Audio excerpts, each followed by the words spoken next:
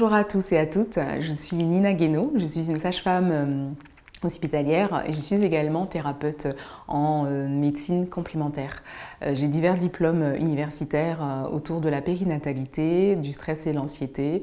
Je suis aussi praticienne en micronutrition, en thérapie manuelle et en thérapie émotionnelle.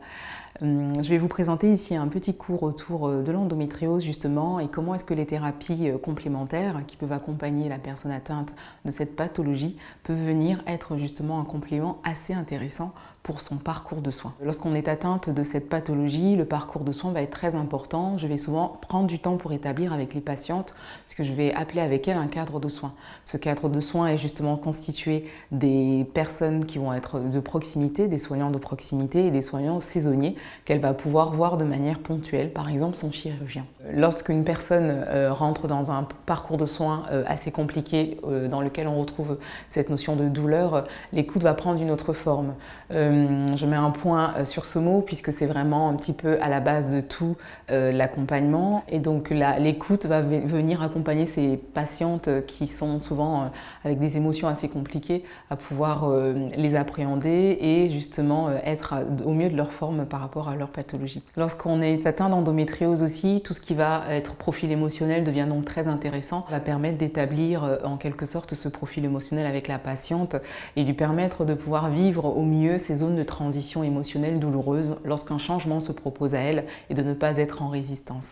Quand on a son endométriose, en fait, même s'il y a un plateau des profils, des syndromes qui sont complètement différents en fonction des patientes, on va retrouver justement une dysfonction dans tout ce qui est régulation de la douleur au niveau justement de la dérèglement qui va se passer au niveau cérébral, périphérique et donc aussi émotionnel, avec diverses choses comme de l'asthénie, de la psychasthénie, des troubles du sommeil, des dyschésies, des troubles du transit, la dyspareunie. Et on va aussi aller travailler dans la contractibilité utérine parce que justement tous ces exercices vont permettre à la femme de pouvoir de poser son souffle, sa respiration aux bons endroits et on sait que la respiration en fait va aider les muscles, notamment ici le muscle utérin, à retrouver une bonne contractibilité. On va travailler sur la loi de la réciprocité des courbes, l'extension axiale parce que souvent on se retrouve rapidement en position de chien de fusil, de fermeture et donc ces courbes en fait qui permettent justement d'avoir cette stabilité maintenue par des muscles profonds.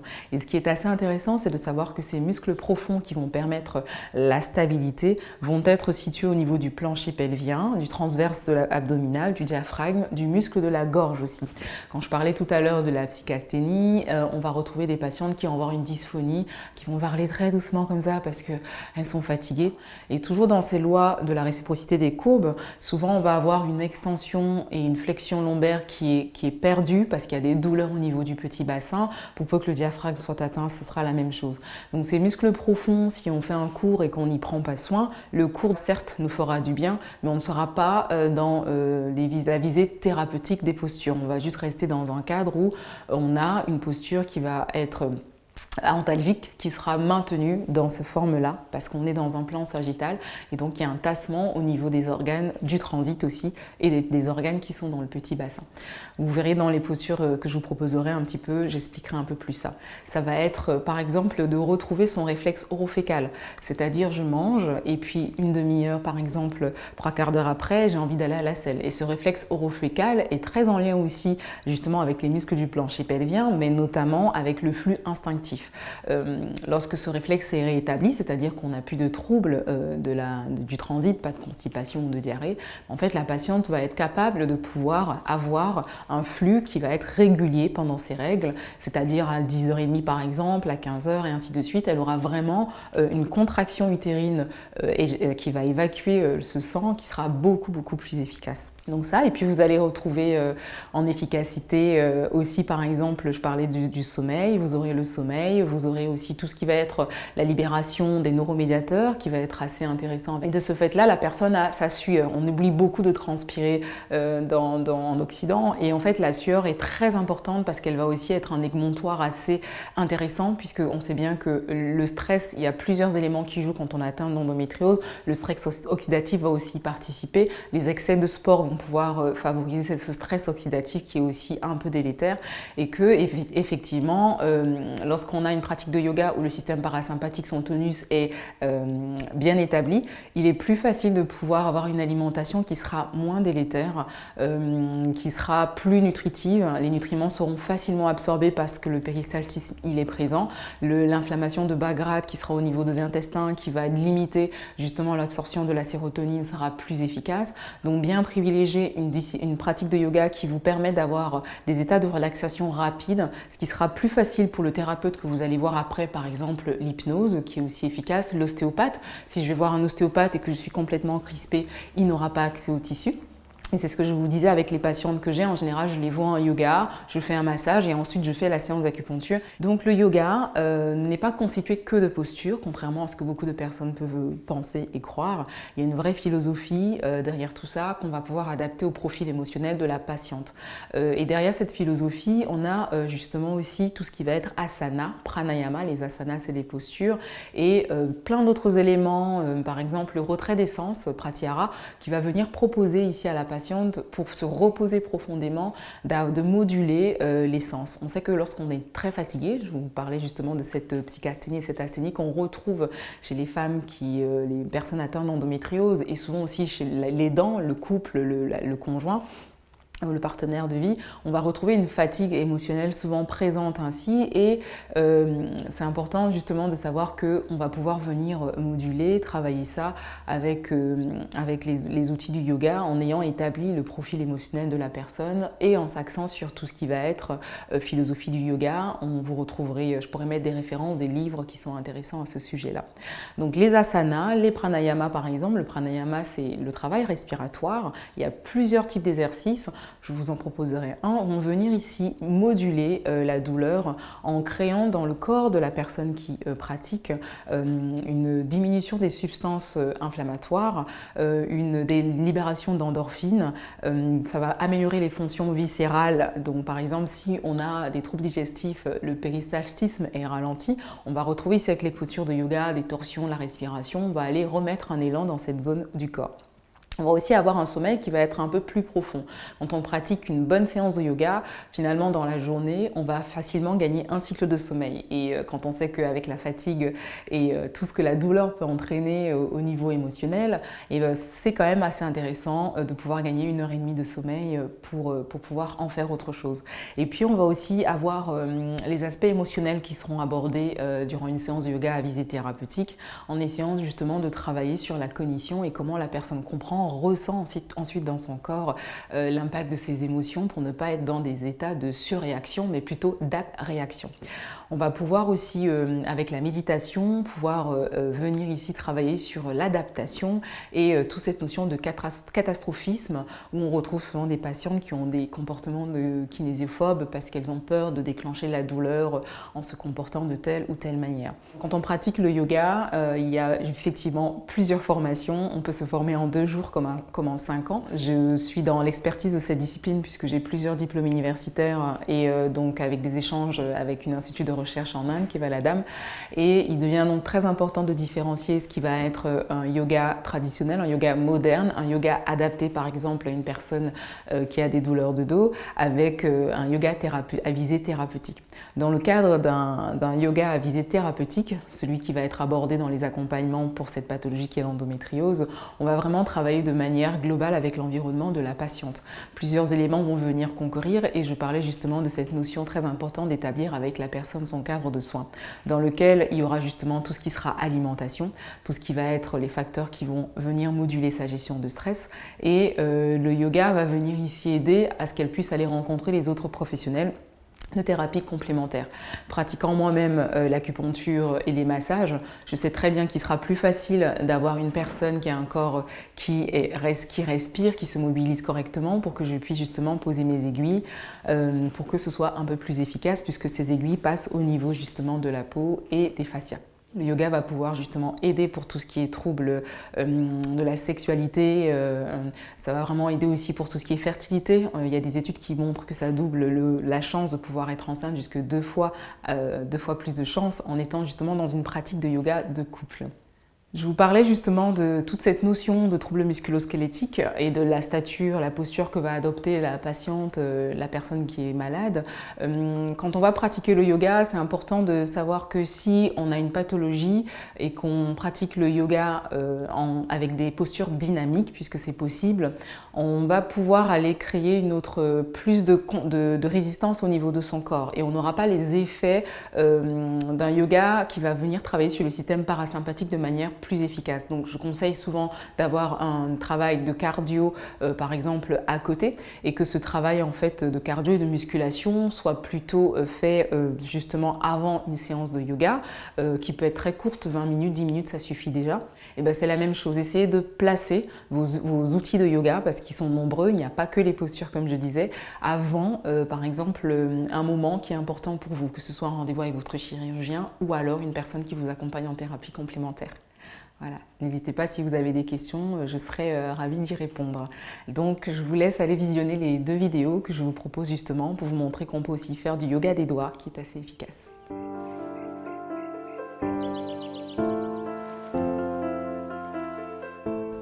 Bonjour, je suis Séverine Conradi, psychologue au CHRU de Nancy et je vous présente aujourd'hui un cours sur douleur et endométriose, notamment sur les traitements non médicamenteux, les approches psychothérapeutiques et les approches psychocorporelles.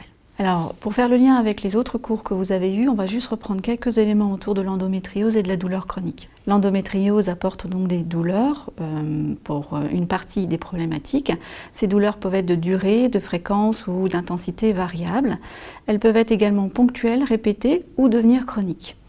L'endométriose apporte un impact tant sur le plan physique, psychique que social. Il y a notamment des expositions aussi à des explorations et des soins répétés qui peuvent aussi exposer les personnes à une certaine dose de douleur ou à des conséquences également en termes de douleur. Les conséquences aussi de cette pathologie peuvent être des fois lourdes sur la vie personnelle, intime. Il y a des mécanismes de douleur multiples également dans l'endométriose qui complexifient les choses et avec une cumulation possible d'autres pathologies douloureuses et une incompréhension notamment avec aussi toute une série de préjugés et de fragilisation. Si on regarde du côté de la douleur, c'est un phénomène qui est universel, variable, d'un individu à un autre et qui est complexe, avec cette notion de biopsychosocial dont vous avez déjà entendu parler. On retrouve aussi un caractère encore plus compliqué quand la douleur est chronique.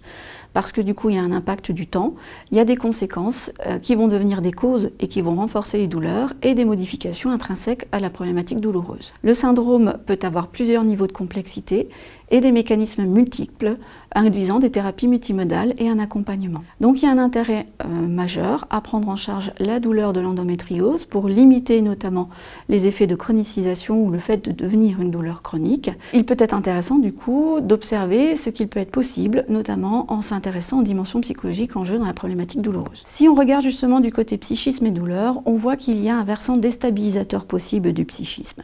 La douleur peut être d'une épreuve à un épuisement et peut occasionner une souffrance qui devienne quelque chose de particulièrement envahissant et va renforcer les douleurs. Les conséquences en termes de souffrance psychique, notamment autour de la dépression, de l'anxiété, sont connues comme étant renforçateurs également des douleurs. On retrouve également des engrenages qui sont propres à la douleur chronique autour de l'impact du stress, la douleur qui est également un stress en elle-même, la peur de la douleur, mais aussi le sentiment d'impuissance face à la douleur et tout plein d'autres phénomènes qui peuvent se mettre en place. On retrouve aussi une interférence de la psychopathologie du sujet, liée à ses antécédents, ses événements de vie, ses blessures peut-être aussi de vie, qui peuvent avoir un impact sur la perception douloureuse, mais aussi sur sa capacité relationnelle, et aussi à pouvoir être en difficulté dans l'expression de sa problématique. Heureusement, du côté du psychisme, on peut également percevoir des effets protecteurs. Le psychisme va pouvoir activer des ressources et notamment permettre aux patients d'être acteurs en modulant la perception douloureuse. On va retrouver des stratégies pour faire face, qu'on appelle aussi coping, et ces techniques en fait vont pouvoir potentialiser les effets des autres thérapeutiques, et notamment les thérapeutiques médicamenteuses. On retrouve tout ce qui est autour de l'effet placebo et nocebo qui peut être travaillé ailleurs si besoin. Et on retrouve aussi surtout un effet important de la psychoéducation, de l'alliance thérapeutique et du développement des compétences. L'individu est quand même en meilleure capacité de pouvoir prendre en charge sa problématique quand il sait ce qui se passe, quand il comprend ce qui se passe à l'intérieur de son corps et ce qu'il peut faire pour pouvoir mettre en place des stratégies. Du coup, ces approches psychocorporelles. Je reprends ici une définition qu'on retrouve notamment dans un ouvrage de la SFETD. Ce sont des méthodes psychocorporelles utilisées dans un cadre de soins et dans un objectif thérapeutique qui vise à l'harmonisation des sensations, des pensées et des émotions. Il s'agit de thérapie de l'ici et du maintenant à viser soit de rééquilibrage, soit de psychothérapie, selon qu'elle soit utilisée dans un cadre approprié, avec aussi une intention particulière et une formation psychothérapeutique particulière. Donc ces techniques peuvent être utilisées dans différents contextes.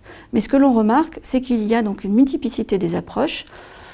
Il peut y avoir une difficulté dans l'orientation, il peut y avoir une question autour de la sécurité des usagers et une difficulté aussi en termes d'approche consensuelle. Du coup, je reprends les principales techniques psychocorporelles. On retrouve l'hypnose, la relaxation, la sophrologie, la méditation pour les principales. Je vous ai noté ce qui était cité notamment dans le cadre de l'HAS de 2018 sur la prise en charge de l'endométriose, mais peu d'études sont présentes permettant de confirmer l'intérêt de ces techniques-là.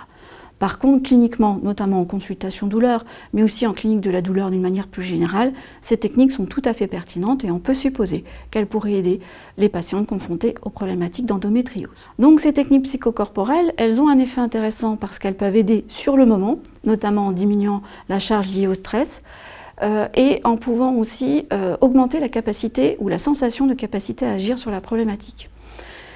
On retrouve aussi une potentialisation de la pratique de ces techniques par le fait de les répéter, avec ce qu'on appelle un effet préventif qui va se mettre en place au fur et à mesure. Et puis, il y a également une autonomisation de la part du patient, et ça c'est très important pour la suite de la prise en charge et l'évolution de la problématique. Alors, du coup, on peut discuter autour des psychothérapies, parce que ces techniques-là peuvent être particulièrement intéressantes, notamment quand les thérapies non médicamenteuses psychocorporelles ne fonctionnent pas ou ne sont pas suffisantes. Elles peuvent être aussi recommandées lorsqu'il y a vraiment une souffrance psychique intense, formalisée notamment dans le cadre de dépression caractérisée ou de problématiques anxieuses caractérisées. Elles sont à privilégier aussi quand les personnes ont des antécédents psychiatriques, parce qu'on peut supposer que ces techniques psychocorporelles soient un petit peu plus difficiles à utiliser.